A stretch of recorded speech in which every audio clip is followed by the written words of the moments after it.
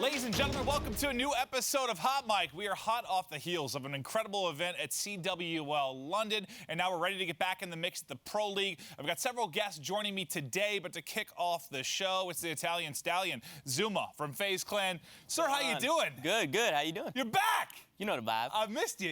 You're one of my favorite players, and I Appreciate haven't had it. the chance to spend much time with you this year. Appreciate it, man. Due to the nature of your year, and that's what we're gonna let's kick off things kind of there. This has been an interesting year. You know, you come out to the first tournament, you didn't have a very good tournament. No. You have to fill in for Optic. Things are kind of up and down there. You see yourself on the outside looking in. Yeah. What has the first half of this year been like for you? Stressful.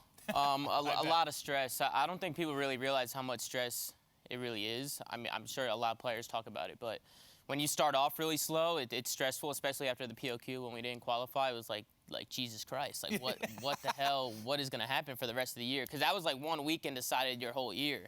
So, and that one really hurt. You know, I was pretty down on myself for a few weeks, but got back up, kept grinding, kept doing my thing, and here we are. Well, was it tough too because it felt like from a fan perspective, like, all right, so you've won a lot of tournaments, you've done a lot in your career. Did it almost feel like at one point like the community was turning on you or they lost faith in your ability to some degree? Yeah, I think after the POQ is when it really hit. Like when you go through social media, you know, you read all the hate and, you know, that kind of stuff doesn't really put me down. It kind of fires me up. But I was thinking to myself, like, holy crap, like, how do I even turn it around when I won't be in any pool plays, I won't be at any events? It's basically just in God's hands now. If someone picks me up or if we find a spot.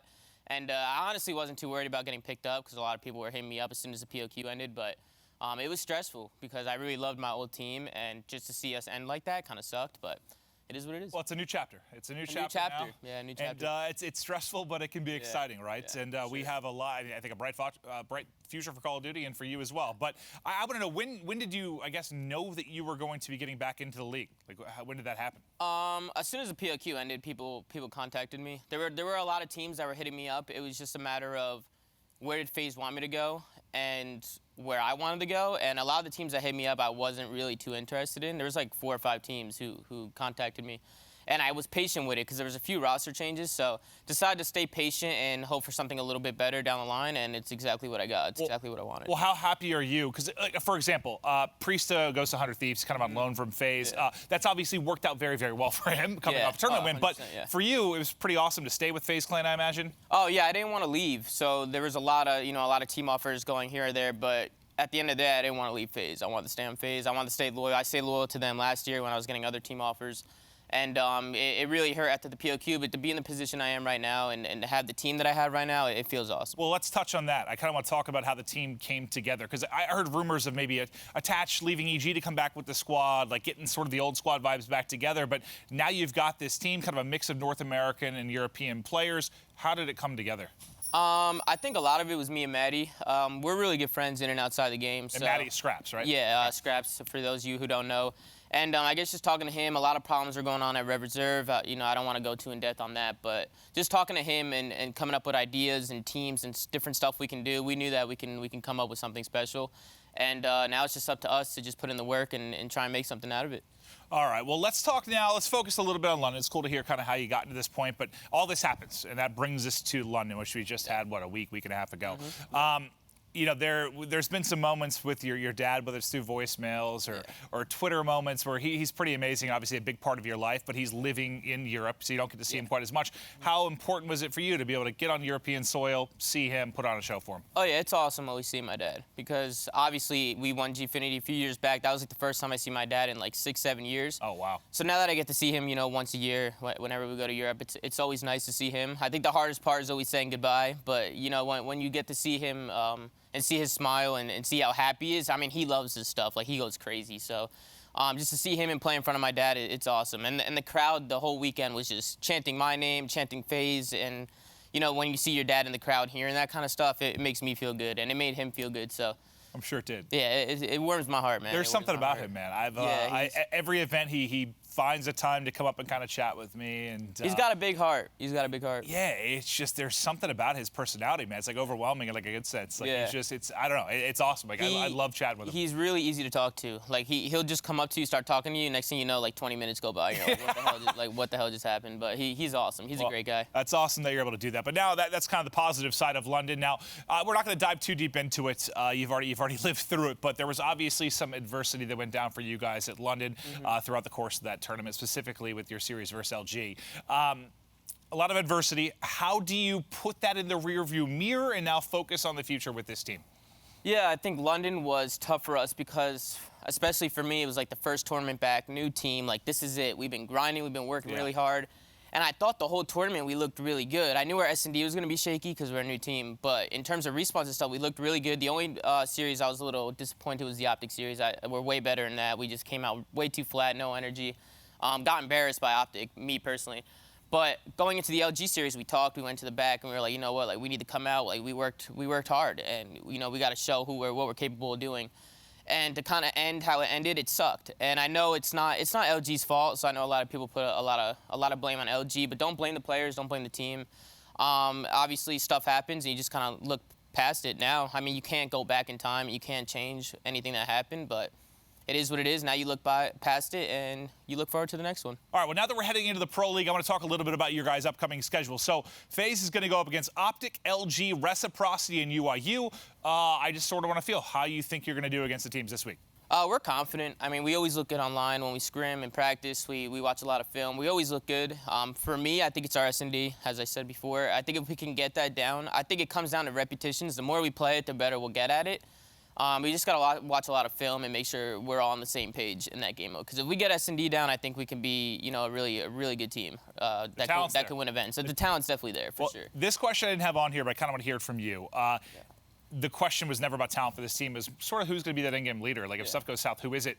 Who's sort of stepped up in that role? I'm just curious. Yeah, it's actually, I feel like I've kind of took that role. I mean, for me, I've been around for so long that, you know, I team with guys like Crowder and Clay and people who, and Enable, you know, people who have, you know, that kind of leadership role. I kind of take things from them, and, you know, I've been doing it for so long, I kind of know what it takes to win. Okay. You know, I've won multiple times. Right. I know what it takes. Trey puts an input here or there, and then we got some of the young guys on the team who respect me, respect my opinion, and it's good that I can tell somebody something and they listen. You know. So, when I started, you were the young S&D buck. Now, yeah, now exactly. Now it's flipped. It's flipped. So hey, it's amazing always, though, buddy. Appreciate it. Thank you so much, ZooMaa. That was amazing. A little one-on-one with him, but we still have more to come on Hot Mic. Guys, coming up next, we're bringing Maux and Wuskin onto the show. Don't go anywhere.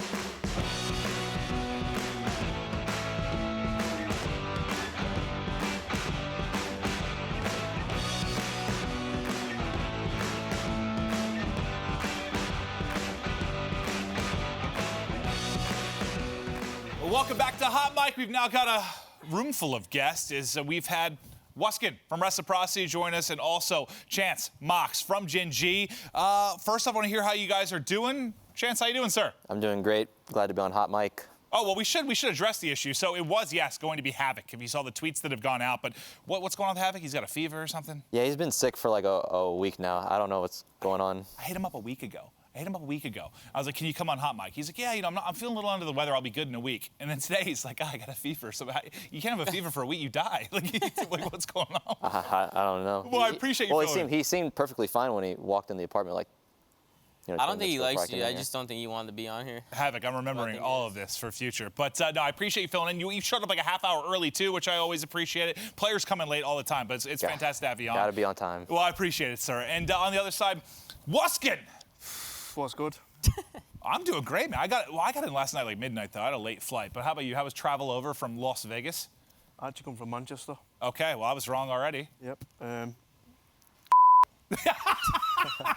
Not the best travel day. Did you have delays and stuff, or? It's the same.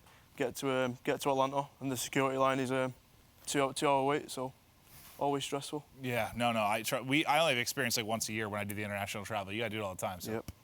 Thank you Cheers. for that. But let's get into the show. I want to start talking about London a little bit. We'll go through all three of you. You know, you and I have chatted a little bit about it in the one-on-one. But I want to start off actually with Weston, because you guys are coming off a top 3 finish. There's a lot of hype behind the team. Yes, you guys have been a little hit or miss, but you're coming off a top 3. You're now in front of the London crowd. I think for a lot of us, considering how Birmingham went with splicing that run, they're like, oh my God, it's like some European teams going to make the run. Like, did you feel, I guess, an added amount of pressure kind of heading into London? I don't feel like we had like pressure, because I don't know, it never come down to like clutch moments when we were losing. I feel if you watch it back, we lost to E6 when we were already 0-2 in groups. That didn't matter. And if you look at who else we lost to, 100 Thieves, Optic, E United, they're the only teams we lost to, bar E6. So it's like I don't know what we could say like what went wrong by losing. You just lose to some of the top teams. Top 3 of the event. Well, do you think there's anything maybe from the event that you could really do differently to get over the hump against the top teams like that? Well, at Dallas, when we come top 3, how many game 5s did we go to? It was like 12. I don't know what it was. It was something absurd. That week at London, we won 1 S&D, 6-5. That was all we won. Wow. So that's the big turnaround. What do you think was the big difference in your search and destroy, maybe London versus Fort Worth? We learned that coming into London. We thought, because obviously at Dallas, we'd gone to so many game 5s, S&D wasn't a problem.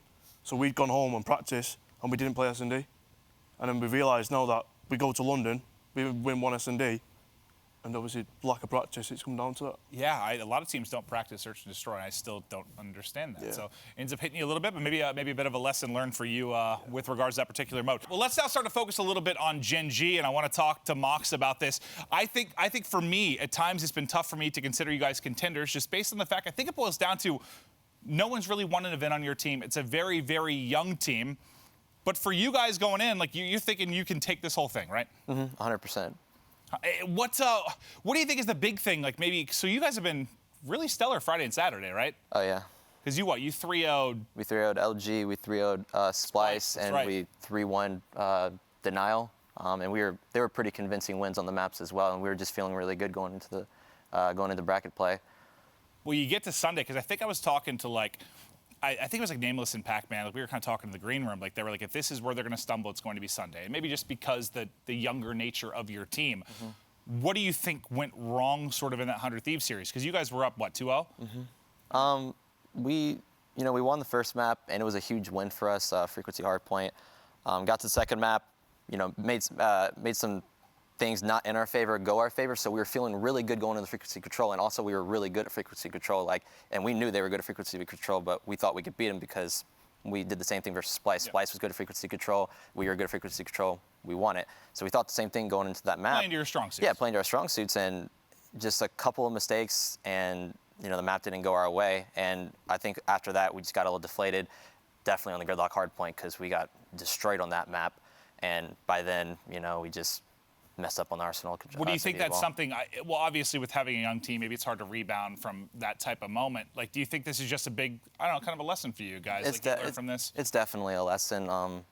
We know we can win, and I'm glad that it happened here because there are three big events left to go: Anaheim, the Pro League Finals, and then Champs. So. Yeah, no, I was just saying, like, we have this month of the Pro League, but then, yeah, it's like there's like millions of dollars on the line after that between Anaheim, Miami, and then wherever the hell Champs is going to be. So I'm really excited for that. Well, yeah, I wonder if that's what happens to her. Just like a young team had trouble rebounding from that control. But the more you have those moments, the more, you learn from it and you hope to improve on it going forward. But let's chat a little bit now just about the crowd. We don't need to dive too deep into it, but it was pretty awesome. I think that has been our best crowd all year. I don't think there's any doubt. Maybe it's the alcoholic beverages at the event and everyone's just going insane, or maybe it's just the European crowd, all their soccer chants. Yeah. It's really, really cool. So, Tommy, we didn't chat too much about London for you because we talked about it in the one-on-one, but for the crowd, I mean, that was pretty special, right? Oh, yeah, for sure. I mean, when you're playing and you hear them roar or you pop a 2-piece or a 3-piece and you hear everybody go crazy, it gets you, it's that adrenaline kick that just kind of gets you going. So just to have that and it was for every match. Like, every match that was on the stage, it was insane. It was awesome. I imagine it was pretty wild. But what about for you from like with your team being kind of younger, and I know some of you have more LAN experience than others, but did the crowd kind of hurt you? Did you guys kind of tune it out? I definitely like it because there were less European teams there, so like naturally that they're going to be cheering for more teams, and they're definitely cheering for us when we were playing versus 100 Thieves. No, I definitely noticed that a lot. Like I don't think anyone was rooting for 100 Thieves. They got to bring They Nate to didn't the like event or 100 something. Thieves over there. Dude, I don't know why. When the I don't know grand why. final went to get started, and they were doing the walkouts and the booze started. I was like, oh, here we go. I It was did weird. not I didn't expect expect that at all. Yeah, I didn't No, expect it. I really didn't either. All right, I want to. What about for you though? Because like you obviously were probably one of the crowd favorites coming in the sense of getting behind you guys. But since you struggled in pools, you then played most of your matches off the main stage, correct? Yeah. Did you have like good sized crowd, volume, that type of thing on the side stages, or couldn't really? Against United was good. We went 2-0 down against United, and it was looking slow. And then we won map 3. We beat them on the control, and then everyone started getting like going, and then that's when we realised like we can do this. And then map 4, you know. I just wonder what would happen, like if you guys like, let's say you came out at top in pools and you were playing on like the main stage with that crowd. Like I wonder just, I know the crowd can't win series for you necessarily, but I can't help but the what if of it. Like if I don't you guys know, were on the because main stage, if you came out in winners round 1. We played Optic on main stage, and when we started losing maps, they were cheering for Optic. So I don't know what was going on. What is that? They were cheering for us and cheering for Optic, and I was like, what's going on? So I don't know. That had to be pretty frustrating, I imagine. What were you thinking about that during the series? Like when we're in our town and you're cheering for Optic. I was mind blown. I honestly was mind. They win the map, and I did like screaming. I'm thinking, who's here? So in a way, was that like a, I don't know, kind of a negative thing for you? No, it made me laugh, to be honest. 'Cause it made me laugh because you don't expect it. I expected a lot for us. We did have a lot. Like I love it, but I didn't expect it to be. Optic fans are everywhere. Apparently, that's certainly part of it. But we'll transition this. We talked a bit about London. I do kind of want to go to the TCL clip of the week, and this actually shows, I mean, how lopsided it felt for me. Like E United versus 100 Thieves. They were really behind E United. This is a play from Sim. They are so trapped in, and there's the flick, and there's the house arm. What is that shot? Are you kidding me, Sim? It's like this was probably my favorite moment of the grand final, just from a commentary standpoint and the crowd behind it, and just how they started the O's going for the final shot, and he connects. That was insane. It was nuts. It was nuts, and you could see everybody just kind of going crazy. I guess I want to talk a little bit. I mean, the focus of this show is you guys, but I do want to talk a little bit about Semp just because he's so new. Like he's been competing for a couple months at least at this level at the Pro League. I know he had a really nice showing in the 2 weeks of crossplay, but did any of you expect this type of performance in London? No. Not like that. That's I expected him to be good, but not like that. Like that was crazy. That's a performance like you can do. Like people can do that, and he'll never do that again. Like not like Dashi, for example, at Vegas. As good as Dashi is, he'll never do that again. I know, like at Vegas, he was stupid. Well, it's because they're two. Well, yeah, they're two events. Like you're rivaling some of the greatest bracket play performances of all time. It's hard to imagine him doing it again. But like I don't know. Like Maux, did you think like this is? I mean, he's still in high school. Like guy's got his probably midterms coming up. I don't even know where we are in the yearly cycle. He's traveling. He's missing class and stuff. And this is his first international event. Like, do you remember like what was? Do you remember your first like? I don't know, international event at this level? Uh-huh. Do you remember what it was like? I mean, personally, like jet lag and traveling long distance, that doesn't really affect me that much. Oh, it kills me, dear God. Yeah. So maybe it wasn't affecting him, but it was definitely impressive what he was doing there for his first tournament, especially. But he has lots of great players around him. So. No, he does. He does. Yeah. It was pretty wild to me, just considering. I don't know. I thought he'd do well, but I was talking to Crowder. Like we were playing Blackout together. Yeah. He's like, "Oh, I knew he was going to do that." I was like, "The hell you did!" Like you knew he was going to be good, but like putting on that kind of show. And he was running a SOG too for most of the event, which is hard. The numbers he was dropping, he was up there with like a lot of Maddox players, a lot of ICR players. He was Pretty at the top. crazy. And typically, yeah, I mean, when I looked at the top 10s, even in years past, it'll be all ARs and like 1 or 2 subs. Like you'll have your temp in there or somebody in that top 10. But like, yeah, that was pretty darn impressive to see. But we'll now kind of talk a little bit about the Pro League. I do want to pull up just the schedule for what you guys have going on this week. If we could pull that up and sort of start to talk about where you guys are going to be going. So. After our Hot Mic episode, it's going to be UIU versus FaZe and Optic versus GenG. So a big match for you, Maux, just right out the gate. Mm-hmm. I guess I kind of want to know from you guys maybe what match you're looking forward to most throughout the course of this week. Maux, anything that stands out for you?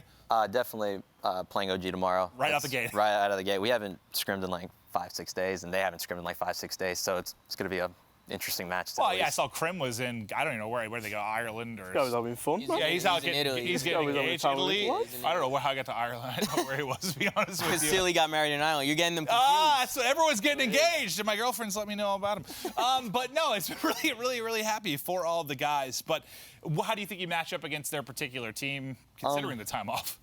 I think we match up pretty well. We're gonna go out there, just do our thing, and hope for the best. Yeah, no, I'm looking forward to that one. I think I love nothing more than watching just two, I don't know, cream of the crop teams just go at it. Like that was, I know when I was like, London's gonna be crazy, like when it really hit for me, because I only casted 2 matches a day, so it wasn't a lot, but I casted the 100 Thieves versus Optic pool play match, and I was like, oh dear Lord.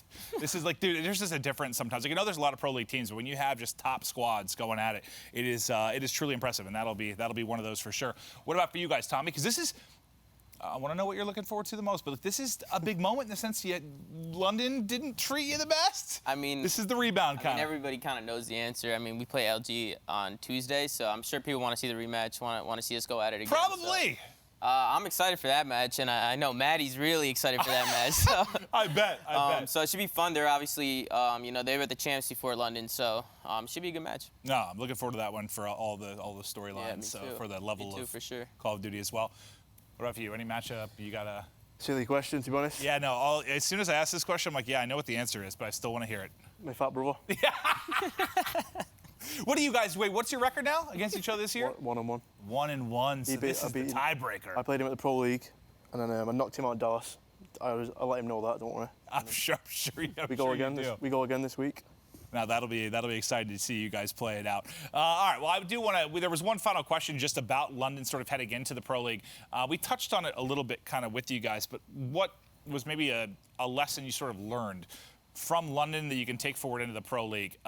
Chance, we kind of talked about overcoming, like maybe if you have a bad loss under control, being able to rebound. But is there anything else that really happened that you can think like, oh, we need to work on that, or oh, something we can look forward to in the Pro League? I mean, definitely tighten up on our S&D, because S&D is huge. Like it came down to a game 5, in the end of everything. So tighten up on the S&D. Don't get deflated after a loss, and yeah. Well, kind of follow-up question to that. So with when you had Spacely, you guys were obviously like lights out in search. You didn't really lose. When you brought in Envoy, you saw significant improvements, it looked like, in the hard point, but fell off maybe a little bit in the search and destroy, at least from a record standpoint. Why do you think it's been a little bit harder to kind of get everything clicking in search and destroy with the change? I think it's just time and reps. Like, we've only played cross division with Envoy, and we had a full, Division A with Spacely. So I think it's just it's a matter of time. So you don't think you've really reached the best you guys can be at? Oh, definitely not. No. I don't think anyone has either. I think that's fair to say, though, with just how young and talented your squad is. You get the search fixed. I don't know. I'm waiting for that championship run, but you got 3 more tournaments to maybe get done in, so there's still some time to do it. Tommy, what about for you? Any big lessons? So I know we've talked about the crazy stuff that went down for you guys, but outside of that, what'd you learn about your squad? I think the Optic series really taught us a lot, because we have a lot of young guys on the team, so I think we needed that slap in the face. I think we have to realize, like, even though we're playing Optic Gaming, we have to play our game. No matter who we're playing, just kind of focus on making the right plays, doing what you got to do. Don't do too much, because sometimes when a lot of young guys, especially, I was like this when I was coming up, like, oh my God, I'm playing Optic. I'm trying to, like, do everything, you know what I'm saying? So you just have to, stay relaxed and stay composed and just play the right way, Okay. All right. Well, something for you guys to focus on. And lastly, you, Waskin. I'd say it's down to being satisfied. That's one of the worst things we done. Obviously, become top 3 at Dallas, and we had a good runs, and we got back and we thought that we'd done everything. We didn't need to work on much bar control, and we slacked the S&D. Well, we just did a Crowder, the coach of 100 Thieves, did a little podcast. You were on it. I was on it. We talked a lot about complacency, and we talked about complacency after winning a tournament, but depending on where you are within things, for you guys, 3rd was a really good finish, right? That was a fantastic finish. So, battling complacency, I think, is a thing in any career or any walk of life. That can be a problem. So, how do you guys deal with that, though? I don't know. I feel like you have to get, when you realise who's, dropping, let's say, you see numbers from the event. Let's say, I don't know, I don't even know you had good numbers at Dallas, but when you go back and you watch the numbers from, London, all 5 was dropped below a 0 KD, and we still got that sum. So we turn around to each other and say, you played, you can't do this anymore. Yeah. So you have to put people in the place. Well, you guys seem, and we're going to watch some videos from your team a little bit later on, but you guys seem to have a good relationship. You guys are always having fun. So hopefully you got to have those man-to-man combos. Like, hey, you sucked ass. We can. That's what we're good at. We can turn around. I can turn around and say, is that your or Dylan, you played this weekend, and Dylan won't care. He'll call me. Okay. And we'll get along with it. So. All right. Well, hopefully you guys can be less going forward. I'm looking forward to that. But all right, let's keep moving it on. I think we're going to move on to player intel now. So maybe a little bit less about the events, the Pro League, London, all that, and just kind of focus now a little bit more on the players. So I actually want to hear. And if you don't have a good story or nothing that happened, don't worry about it. You don't have to answer. But what was your maybe favorite out-of-game moment at London, like maybe outside the event? Chance, you guys get to have any fun, get into any trouble? I mean, I guess the most entertaining part is when we all got to the airport around the same time, and we rode the train because we wanted to experience, the train, going to our hotel. And man, my coach was up a storm. Joey, y'all probably know him from Twitter, but he just says a lot of outlandish things, and he was just complaining the entire time, and. I saw that from like a lot. It's just funny because obviously for a lot of, you're in Vegas now, but for a lot of the European players, you're traveling so many times throughout the year. And for the North American players, you have to travel usually once, maybe twice. Dude, by Twitter, it was just all complaining. I'm like, oh God. I didn't think it was that bad. No. I definitely like going to international events. It's cool to experience something different. I only complain about the air conditioning sometimes, but outside of that, I had a great time. Oh, the beds were crazy small. Here we're not spiraling down there. All right, for you, ZooMaa, anything fun outside? For me, it was just seeing my dad. I mean, it's kind of obvious answer. I don't see him a lot, so just seeing him, I only see him about once a year now whenever we go to Europe. So just seeing him, spending time with him. We hung out at the casino, gambled a little bit, just having fun, going shopping to the mall and stuff. It was fun, just hanging out with him. That's awesome. That's awesome. All right, what about for you, Weskin? I don't know. I'm in the same boat as him. In London, I met Tom's family, like his mum. I've never met. I've known Tom for a while. I met Sean's family, and I met Zach's family for the first time. Oh wow, so that's great. It was a good time. And you guys seem like a little family. This is actually going to bring us into your little family that we have on the Reciprocity side. We're going to roll a bit of a clip. So this is before London. I believe you guys went off-roading together. You guys are always doing fun and crazy adventures. Can we just roll the clip? So we're going around this corner, the instructor goes off right, Dylan goes straight on. He flew past the instructor, kept going. Instead of going right, I accidentally went straight ahead. I went off course. There was a few people on a quad to the right of us. Brad screamed, stop. So I stopped, obviously, as you do. Straight on's people on a quad bike and other people standing around. And he's going straight for him. Brad's screaming at him. Gotta slow down, mate. Come on, slow down, mate. Come on, I gotta... Stop the car. What are you doing, Dylan? Follow the instructor. To which Dylan said, what instructor? What do you mean who we're following? So he'd spent the whole day not realising we're following a white dune buggy. He thought we were all just doing it and Brad was leading the tour. I would say Brad is partly to blame for my driving. Dylan said I was the problem. When Brad was driving, when Brad done something good, I'd be like, nice Brad. Good stuff, Brad. I was encouraging him. I think I was filling him with confidence. When I was driving, Brad was, oh, you're off course. And I was like, You not see what he was doing? did you not see what happened? Oh my God! That was because of me. Gens! Were you trying to kill Brad? It would be very unfortunate if an accident happened and one of the guys who wouldn't be able to play. And, as I'm on the bench, I didn't get to step back in, so... I think my favorite part about that is Din's at the end, dude. That is comedy. But what the hell was going on? After it, we spoke. I kept saying to him in the bugger, follow the instructor. And in his head, he must have thought that he was I think he thought he was the one leading and didn't follow the guy in front. And he just wasn't listening. And after 10 minutes, I had to change. I couldn't let him carry on. Wow.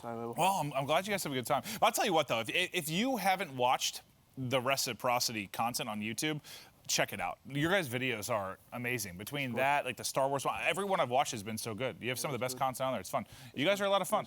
I enjoy it.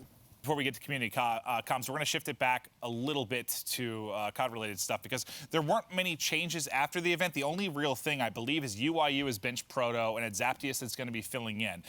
So we're not going to talk too much about the change necessarily, but I guess if you had one piece of advice for somebody making their first appearance in the Pro League, I'm kind of curious what it would be. From your guys' experience, what would be your one piece of advice to give them? Waskin, you can lead us off. The pressure's on you because they have time to think. It's more to do like being in your comfort zone. Because a lot of players who like come like for the first event, like 9 times out of 10, nearly every COD player hardly leaves the bedroom. So their bedroom is the comfort zone, and when they're out of that, things are different. So but most of them come to the event thinking, what if this don't work? What if that don't work? Whereas if you just come and play your games, everything's normal. Okay. All right. So, I've heard that before, though. Like, yeah, they're in their mom's basement, sit in front of their computer or whatever. They're very comfortable. You get them to the event, the nerves start to kick in. That's what I'm saying. So. That's part of the battle, I think, for a lot of these players. Tommy, for you? I mean, I don't want to give this guy advice. I play him. So, why am I going to give him? No, I'm just kidding. That's fair. I mean, for him, if I had advice for him, just what Brad said, just kind of stay in your zone. You know, don't pay attention to what other people are saying around you, because people are going to try and bring you down. People are going to try and talk smack to you. They want to see you fail, so just kind of stay in your own zone. And Zap is a good player. He's a really good player. No, he's obviously been competing, too. Oh, yeah, this is not as much for him. Just in general, I was kind of curious, like, your guys' piece of advice. But, yeah, you definitely don't want to help him. Yeah, I don't want to help him, but he's a good player. I think he'll be fine. Just play your games, play confident, not too confident, and you'll be good. Okay. How about you, Max? I mean, there really is nothing else besides play your game. Like, you just have to be comfortable. And, you know, they're not going to go in on a bunch of practice, so you really can't expect the whole world. But just go out there and do your best. Okay. All right. Well, we'll see what he's able to do. That's going to transition us to our last segment of the show before we get into the matches. That's going to be community comms. So these are questions from the fans on Twitter to these guys. I think we have 3 questions. I believe one for each of you. I think our first question was directed at Havoc when we thought he was going to be on the show, but Maux, this is definitely still one you can answer. So why does your team seem so strong the first few days and then tail off near the end? They're talking about tiredness, different ways to disrupt the play. Is there anything for you, or is it just the level of competition gets harder on Sunday, or do you think there's maybe something you guys need to improve on? I think it's just it's fatigue, and it's also just getting deflated. Like, we just always somehow, like, when we lose a map or we lose a match, like, we just deflate as a team. And if we can fix that, then I think we'll be fine, regardless if we drop to the losers bracket. So we can fix it. I said to you, like, it's been, for whatever reason, it's been hard for me to, like, consider, like, when we're heading into events, it's been hard for me to consider you guys like contenders, just because none of you guys have won. But the only way to, like, fix that in my head is to go out and win a goddamn event. It's like, once that happens, I feel like that's going to do so much for your guys' psyche. It's just like all of your young players, everybody, if you guys can just hammer home one event, like what that's going to do for you guys. So good luck. You still got some opportunities. All right, let's get to the next one. I believe this is for all of you guys, and this is an interesting one. So if your gaming career would have never started, what could you picture yourselves doing? So if you guys were not professional gamers, what would be your job of choice? Or where do you think you'd be? Wuskins, you're up, pal. I won't get into this. You'd be a baker. I actually, when I'd before COD, I had nothing. I'll be honest here. I was going down a deep road. So, interesting. All right. Yeah. So this is like kind of. This is been huge for your life, yeah, I imagine. 100%, then. Yeah. My brother was in the same boat, but my brother, obviously, you know, that he played Black Ops 3 when I didn't play at the time, but he went champs on Black Ops 3, so he'd already. That's when I realised what like this whole thing was, because obviously he went champs, and I was like, this guy's in. Yeah. Where was champs again in LA? Yeah. So I was thinking, get me on this, and then I don't know. I started playing this a lot, and before you know it, I teamed with him. So the answer is I have no damn idea if it wasn't. No idea. All right. Well, we know where your focus lies. That's for sure. It'll be in COD Esports. Tommy, how about you, bud? I'll probably be in school, playing football in college or soccer. I can't say soccer. People go crazy. I still say soccer. We're in America right now. It's soccer. I'm going to say football just because that's the proper term. Yeah. But probably going to school or maybe, the family business. Definitely don't want to go into that. So just kind of just chilling, playing COD. That's it. I played COD my whole life, so my friends kind of pushed me into doing it. And then it was the best decision I ever made, to be honest. I probably wouldn't be here if I didn't get hurt, to be honest, because I was going to play college ball. Got hurt my knee, and made a way to an event and made a name for myself, and now we're here. It's weird. It's the little things, man. The little things. And I was really, when I got hurt, it was like I was depressed, like really depressed, because I worked my whole life just to go play, D1, and I get hurt, and then I'm like sitting here like, wow, like everything's down the drain, and now I'm here. It brought me to a new road. So I did that behind the controller thing recently, which some people may have seen, and I probably talked for about 2-3 hours, and they had to cut it into like 7 minutes, but. If I could have detailed all of the little things that happened to me now being a commentator and stuff, it's like, crazy to think about. Oh no, it really is. Like just so many little stupid moments, some good, some bad. And Here you are. Couldn't be happier. And I think you guys probably share that sentiment with being able to be professional gamers. Chance, what about you? You'd be an astrologist or astronomist? No, I think I would want to be a DJ, and that's my plan after COD. A DJ? Yeah, Stop! I want to be a DJ, yeah. I love... Seriously? If you've tuned into my stream, you know I only listen to electronic music. I mean, I love the genre. All right. That's what I want to do after COD. Okay. That's cool. DJ Maux. It's a curveball. I didn't see that coming Yeah, at I all. didn't expect Yeah, I've had the lights going on in the stream. Oh, hell yeah! I've seen them. Now I just love that atmosphere. I'll be honest, I need to tune in more. Well, I've been streaming so much myself that I don't really watch many anymore, but I'm gonna have to check that out now because now you've piqued my interest. That's amazing. I learned something new today. But I think that's gonna do it. We've kind of covered everything, talked a bit about London, talked about the Pro League. Oh wait, I lied. I have another card. We've got one more question, and this one is for ZooMaa.